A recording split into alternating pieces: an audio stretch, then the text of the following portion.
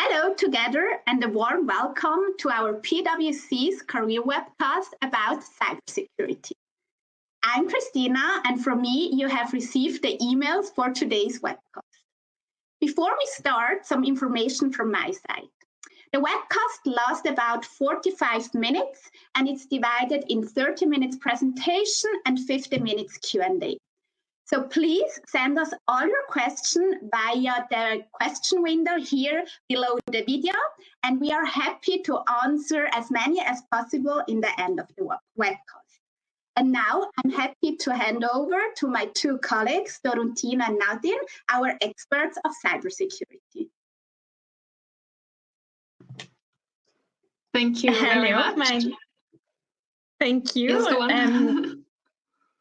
My name is Dorothea Jacobi. I'm working in the cybersecurity team in PwC already for a year now.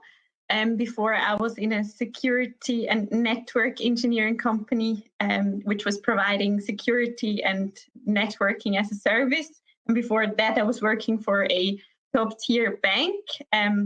Always in IT. I have a computer science background, and currently I'm working on lots of pen testing projects, some incident responses, and together with my colleague Nadine, we are working on a configuration monitoring project for a big bank here in Switzerland. So I give the word to you, Nadine. Thank you very much. Yes, I'm Nadine. I also work at the cybersecurity team at PwC. I have a master's in biology from University of Zurich. And right after my studies, I started as a trainee last September here at PwC, and I did an internship for 6 months.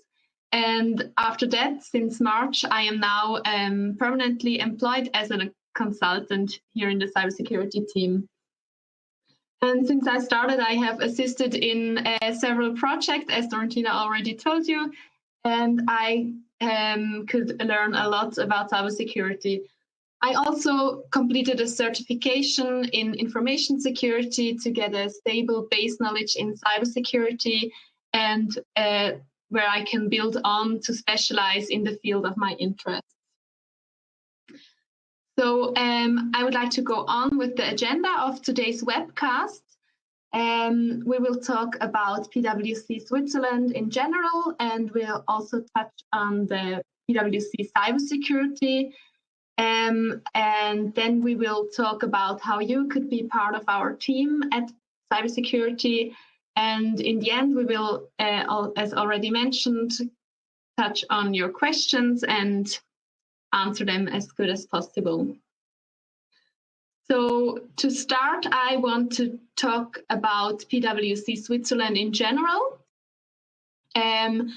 I need to mention that also Liechtenstein is part of the PwC Switzerland, and in total we have 15 office locations all over Switzerland, and these are located in Geneva, Lausanne, Neuchâtel, Sion, Bern, Luzern, Basel, Aarau, Zug, Zürich, Winterthur, St. Gallen, Ruckell, Chur, and Lugano. As you can see, all over Switzerland. These 15 office locations, and for a year now also our home offices, are home to our 3,314 employees, which are led by our 168 partners. We are quite a young company, as our average age is 34 years old. We have employees from all over the world, and in total from 78 nationalities. Now I want to talk about our organization here at PwC. PwC is led by our board of directors, which is supported by the management board, the advisory board, and our global network. The industries we work are retail and customer, life sciences, energy, industrial products, banking, investment management and real estate, insurance, the public sector, technology, telecommunications, media, and entertainment. And in these areas, we support our clients in our 3 lines of services, which are assurance, which is mainly audit, Then we have the tax and legal services, and of course the advisory. And in the advisory is also our home of our team for cybersecurity and forensics. Now that I introduced you to PwC in general, I would like to dive a little bit deeper into the cybersecurity team and what we do at PwC Switzerland. Now, first of all, why does cybersecurity consulting exist at all? Cybercrime has increased dramatically in the last few years. Almost every day you can read in the media how another company has been hacked, how sensitive data has been published, or how an entire IT system of a large organization has been shut down. Cybercriminals attack everything that can yield a profit. And this goes to the point that we no longer talk about whether a company will be attacked, but rather when and how severely. So, but besides all these frequent and more sophisticated cyber attacks, there are other challenges which companies have to face, which might impact on their success or even on their survival of the organization. The cyber landscape is constantly changing and posing new challenges. To name a few, we have the digitalization, which is accelerating, especially in the last year when many companies had to send all their employees back to the home office. The IT landscape and also the architecture of networks are becoming more and more complex. Regulators, whether it is the law or FINMA as a financial regulator, have requirements that companies must meet. In addition, more and more agile software is being developed, which gives us great opportunities for further progress, but also poses a lot of new risks. And with all these challenges that companies face, we as cybersecurity consultants come into play. And to master them, there are many different approaches that we pursue, tailored to the needs of our customers. For example, we support them in finding the best solutions for governance and management. And this includes who is responsible for the firm, in the firm, how decisions are made, or where to prioritize fundings. We advise them in process optimization, for example, with incident response, business continuity, and risk management. We help companies to bring their employees up to speed with awareness, trainings, and also the implementation of an efficient communication. We advise customers to bring their IT systems on track with their IT hygiene or security. And last but not least, we support our customers in handling their data, from protection to confidentiality, right to the perfect backup strategy for their use. And to bring some structure in this diverse world of cybersecurity consulting, we have roughly divided our services into 4 dimensions here at PwC Cybersecurity. In the first pillar, that is called strategy, operation, and technology, we focus on how to build, transform, target, and operate the cybersecurity organization and program. We assess with our clients questions like, how mature is our security organization, and in what area do I spend my cyber budget? How does my organization need to look like to compete efficiently with the cyber criminals, but also on how do I develop secure in an agile cloud-enabled environment. In the second dimension, that is called cybersecurity resilience, we ask, how are we able to make our clients' organization resilient against the complex cyber threats? We deep dive with them to analyze questions like, am I aware of actual threats to my organization? How are cyber threats identified and quantified as risks? How mature is my organization in the case of an incident? Do I have the right roles and processes in place to handle a major incident? Or, for example, am I prepared, trained to handle a major incident. And we also have the dimension of trust and identity, where we focus on how to bring trust into our clients' people, employees, identities, but also trust in their devices and services. Possible questions we go over with our clients are, do I have a reliable source of identities as well as reliable inventory of diverse devices and services? How much can I trust my identity information? Do I have implemented the right level of authentication strength and authorization granularity? Or do I protect my privileged accounts well enough? And last but not least, our last and fourth dimension is the regulatory compliance and data protection, where we ensure that the data of our clients is protected and their organization is compliant. Possible questions to go over with our clients are, do I know my sensitive data and is my level of protection sufficient? How do I ensure compliance, a shared responsibility model like the cloud, or how to deal with international law and regulation in a globalized environment? So now that I have been able to give you a rough overview of what we cover with our clients, we want to dive a little bit deeper into our daily working life and introduce to you 2 cases where we have worked in the past. For this, I would like to hand over my word to Dorontina.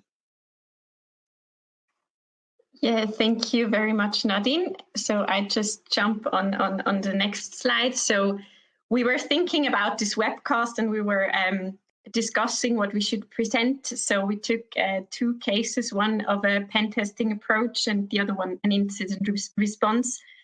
We see right now in the market a high demand for pen testing.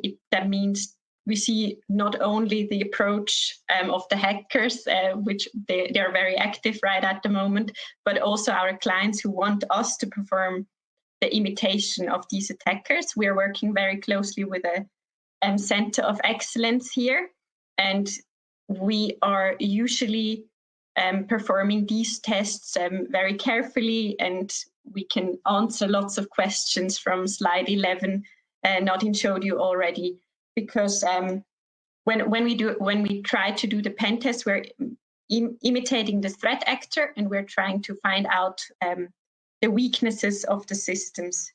So what I can talk about is a current project we were performing, or we are about to finish, is a client of us who gave us the permission to attack, which is, of course, always a very nice situation for us. That means we can imitate the hacker and we can really perform actions. We don't break anything and we do not steal anything. That's not the case. We're doing ethical hacking. So we started with our client. We knew who our client is, but we didn't give any information to our pen testers. That means they had to do the whole preparation, so the reconnaissance, the identification of the targets. They had to do it without any information. So this was a black box approach, and they were searching information in the internet, in the open available platforms like LinkedIn, for example, or other social media platforms. They were also searching in the darknet about informations of the company to find a way to break in.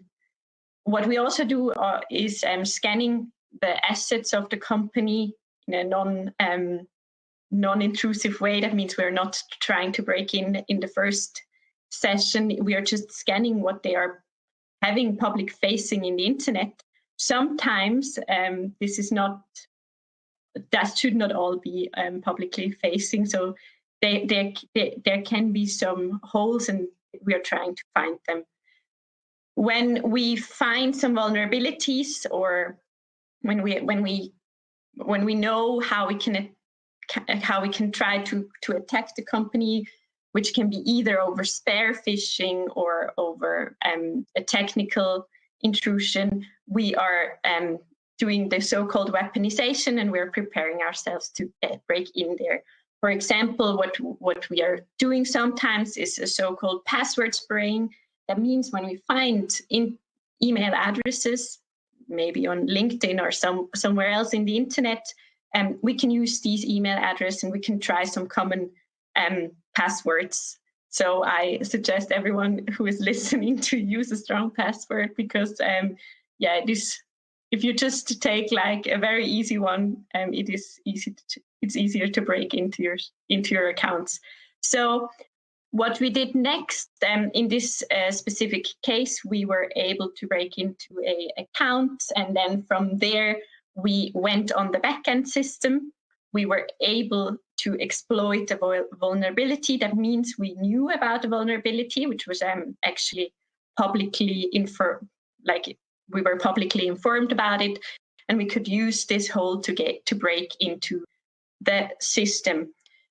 When we were on the system, we deployed malware. This is a very cool thing what we do here in PwC. Our Center of Excellence has an own Git repository with lots of homemade. We were using lots of open source code, and also some homemade applications we are using for that, also homemade malware, and we could deploy twice malware on this system we exploited, and I already talked about. We created it, so we tried to create this persistent access twice, because we were scared that the client is patching the system before we performed all our evidence collection. And also the next step we are coming to is like the controlled breach. That means we were then trying to pivot into the network and try to move laterally. We were, in this case, very lucky to even get domain control access. That means after we got a domain admin account, we could really move around in the system, and we could find a lot of evidence. This is very helpful for our clients in sense of they know what can happen, and because we are the nice guys, I'd say, this is for sure a thing they can learn a lot about. We are reporting in the end about vulnerabilities. We are also recommending best practice, how we would mitigate the risks which we found on the systems.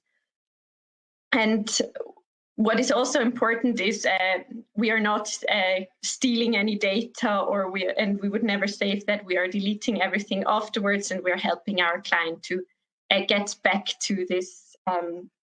So we're trying to bring them on a higher maturity level in terms of security. Unfortunately, we do not only have the imitation of the hackers, so we are not only imitating them. When we're talking about the next case, we're also fighting against them. So we see, as Nadine already told you, lots of breaches, lots of attacks on companies in Switzerland as well. And then the client is usually the clients are not prepared or do not have enough experts in their own company, so they are asking PwC to help them. We have a center of excellence in our team, and yeah, when you're part of the team, I can talk about myself. You can learn from the best, and you can really you can really get deep into the crisis management as well as into the technical knowledge our leaders share with us. So our client called us, and they had a crisis. They thought that they are hacked already. So that means usually we don't know how far the attacker came. So that means it's the first thing what we need to do is to find out how far the attackers went. Next step is usually limiting the internet access, because we try to avoid that the customer, or that the customer has already some attackers in the system and that they are having access to their malicious servers outside of the network. What we're doing further on is the analysis of the critical infrastructure. It's always important to see how far the people, or like the criminal intended people are coming in the system. Here we are also working with a center of excellence. We are usually rolling out an EDR agent. That means we need to get visibility on all the endpoints to make sure that we can perform threat hunting, as well as monitoring if there are any actions going on which are malicious on the system. After the first, how can I say that? I say it in a very girly way. So after the first drama, we are helping the customer to go back to normal. That means not normal as before the incident, but into a secure, normal state where the customer can perform the business processes as used to. Yeah, so these are not the only things we're doing the whole day long. These are usually very intense projects. We are also doing lots of other things to prevent or prepare for these kind of incidents. And there are so many things, as already said, in our team, and we would be happy to get some of your CVs. Can I give back to you, Christina? Perfect. Yes, of course. Thank you so much. So now you have received a lot of information, and we hope we convince you that PwC is a great employer, and also you would like to start your career with us. So all our open positions are on our career website. So on this slide, you see the website link, so the PwC's.ch/careers. And as I said already, so all our open positions are listed there. And also there, you find other information about our team, our culture, and much more. And if you would like to master an interactive case study and tackle projects like an intern or a graduate at PwC, then I motivate you, or then I would say you have to join our virtual case experience.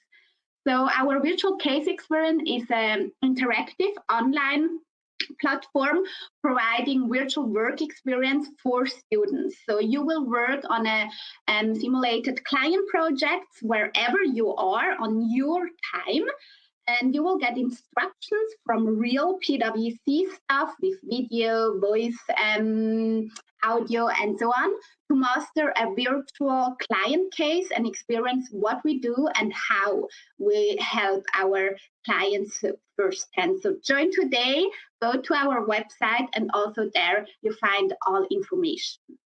In addition, you also have the possibility to join a career lunch. Of course, this is now will take virtually, but also there you find on our website the information how you can register for it.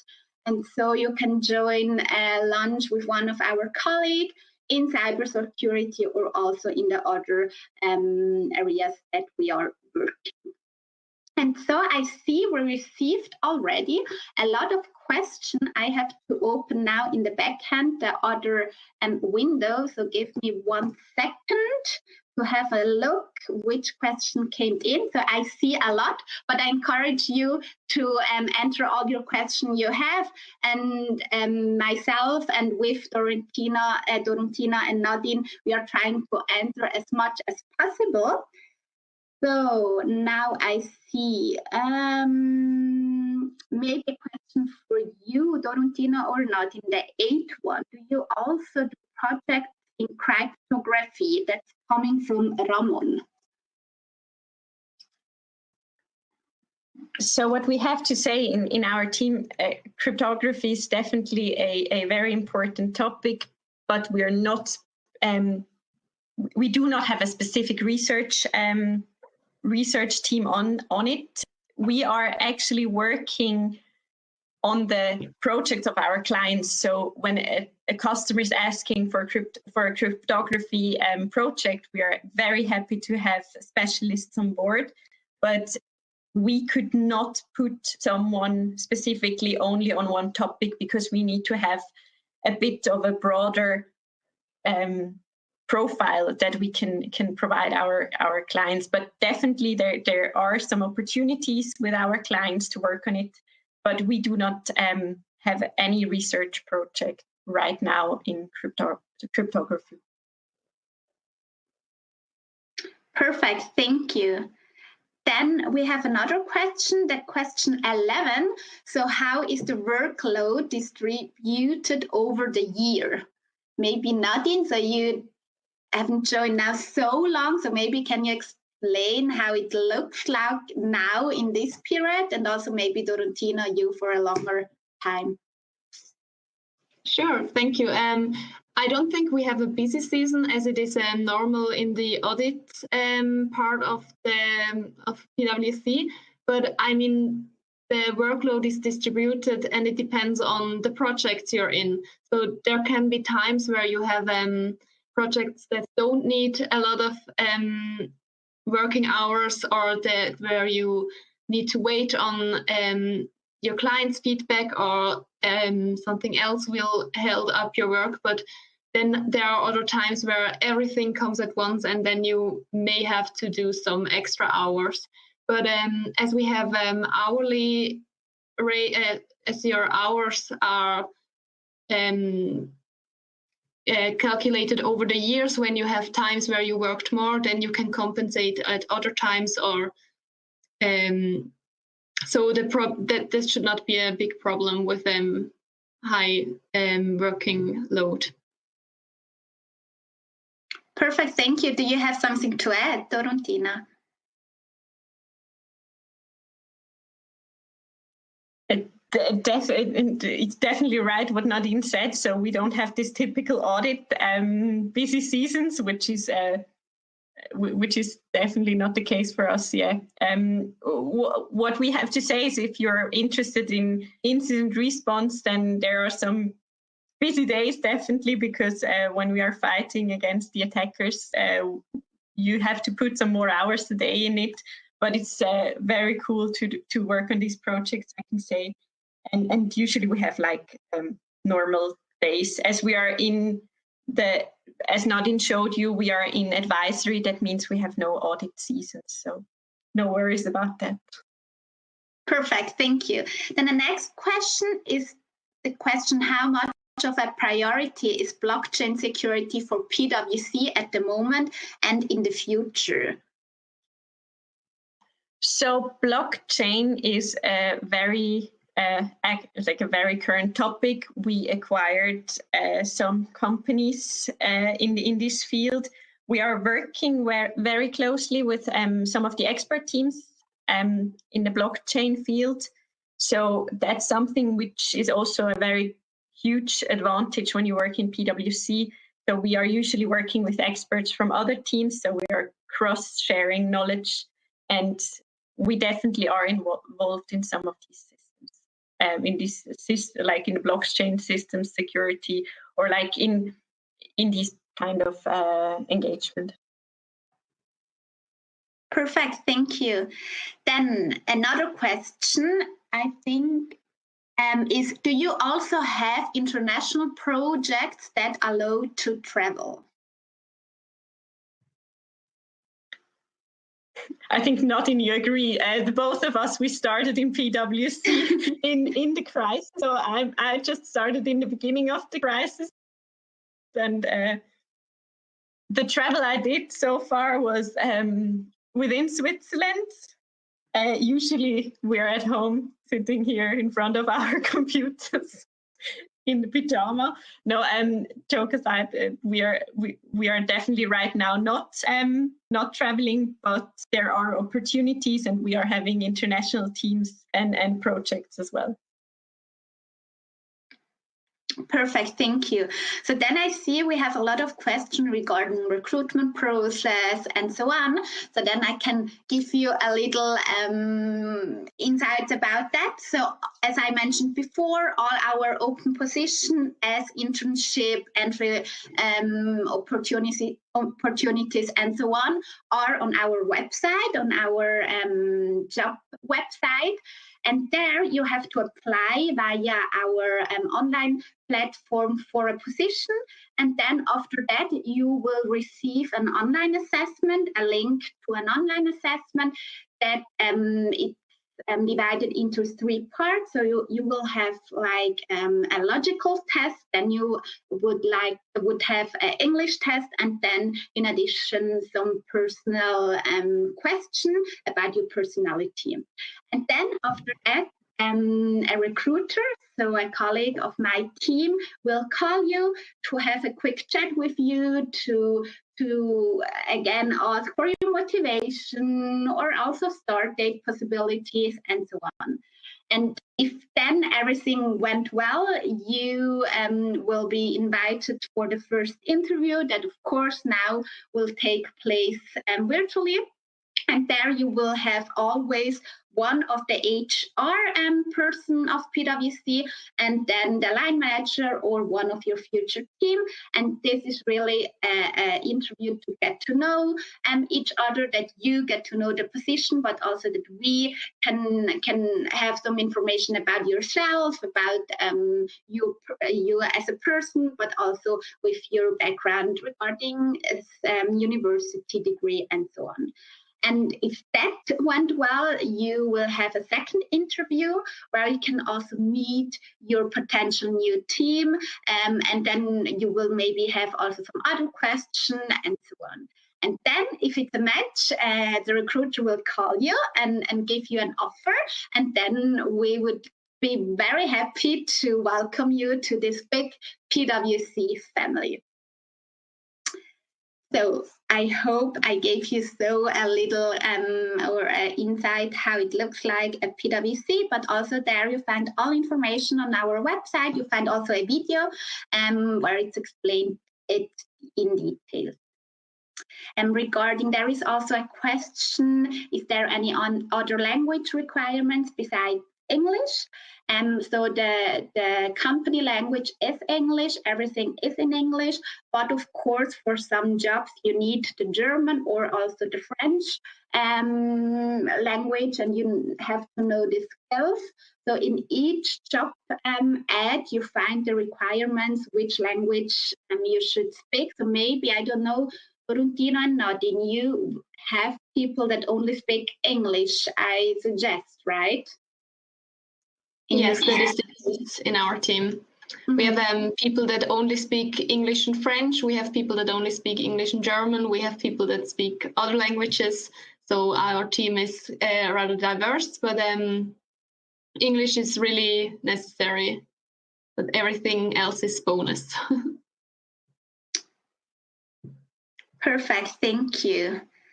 So now I have to have a look again. Do you see any question that you would like to take, Donatine and Nadine? Maybe we can, there were several questions about how good you have to be in programming. So it's definitely, for some of the topics, a must or an advantage at least, when we are looking at when we are looking at the pillars in our team.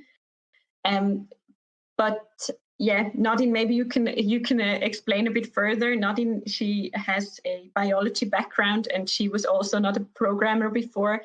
I mean, if you're eager to learn, there are some possibilities out in our team. Yes, I mean, you don't necessarily have to have an IT background. I mean, it helps a lot. And most of our projects are based on your IT knowledge. But there's also the possibility that you can come from a different part of the university, for example, like me with biology.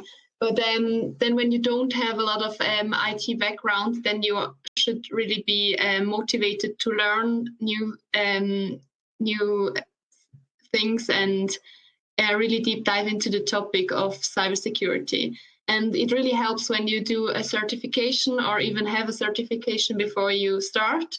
But yeah, that was really helpful as I did want to.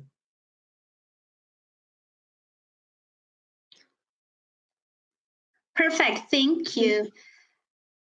Then let me see. There is a question from Louis, the question 17.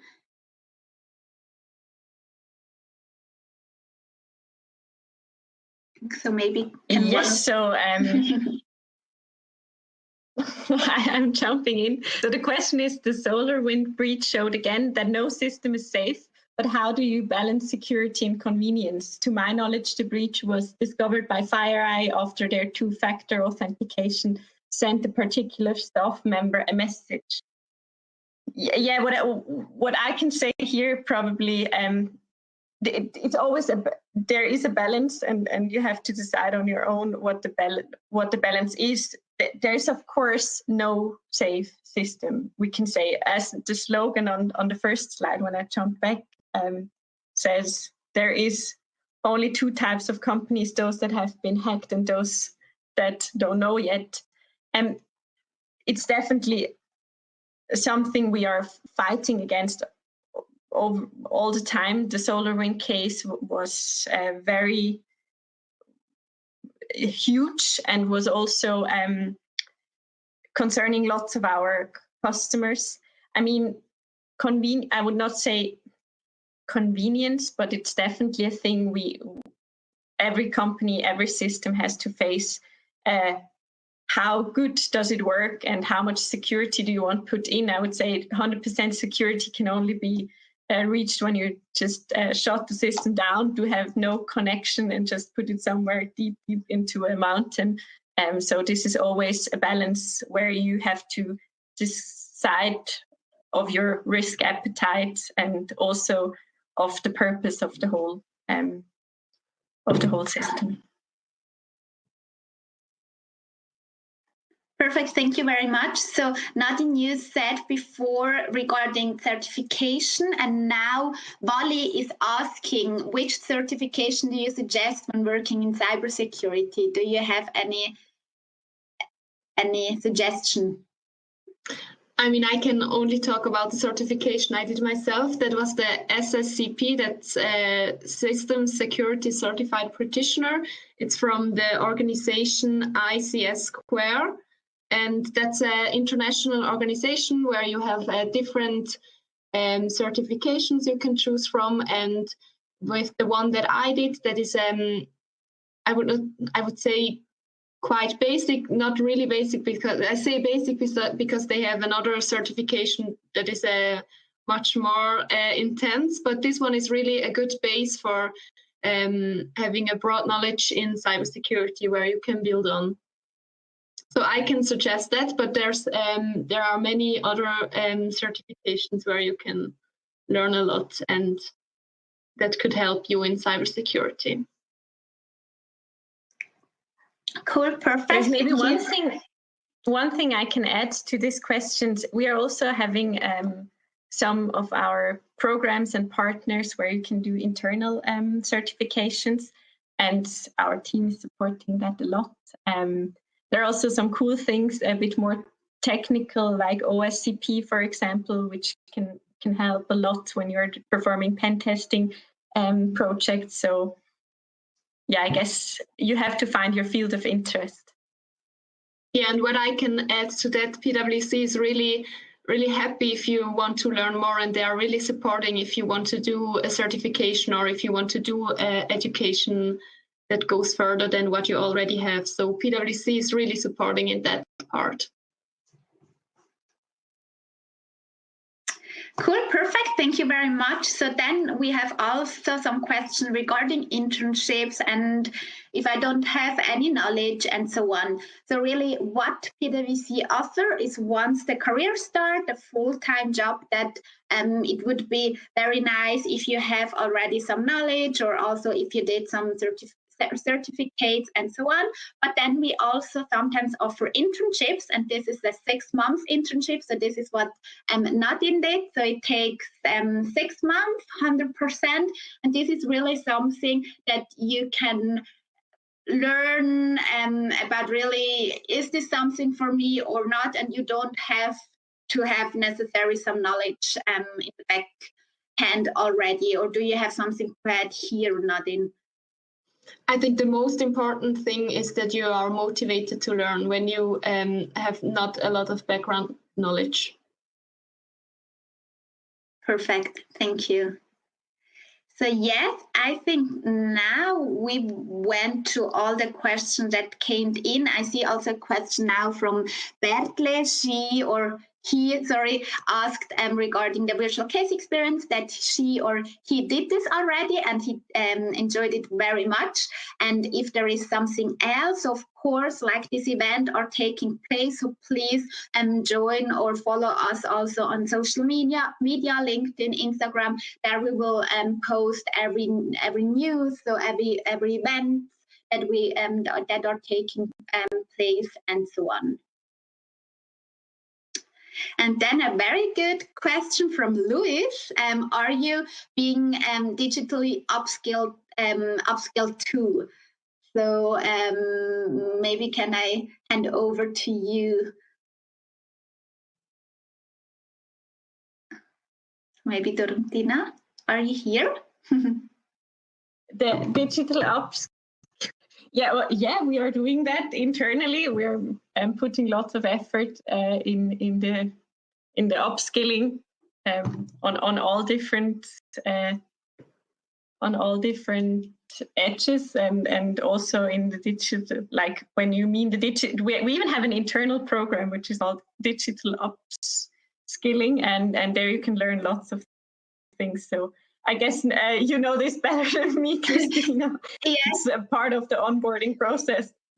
Correct. So we have also a digital upskilling app, and every PwC employee has to do this or have the chance also, and it's really cool. And PwC really invests much on this point, that we are sure that every employee of PwC, doesn't matter in which department you are working for, that he or she is digital upskilled. And yes, we invest really much on this. And for this, we also have a Power BI hackathon workshop in the end of March. So also go on our career website and register for this workshop if you don't have any know-how about the Power BI software. It will be a very cool workshop for students. Perfect. Yes, then I would say we are coming to an end. I hope you enjoyed the webcast and that you get a lot of insights to cybersecurity at PwC. I thank you, my two colleagues, Dorotina and Nadine, for your time and your really interested presentation. And yeah, wishing you now a good lunch and a good day. See you. Bye-bye. Thank you also to you, Christina, for your insights into our recruitment process and all of the other insights you could give us and the students. And also thank you to all of you students that you gave us your time and that you listened to our workshop. And yes, thank you for your questions, and I wish you a nice day. Thank you. Have a nice day. So bye-bye. Bye.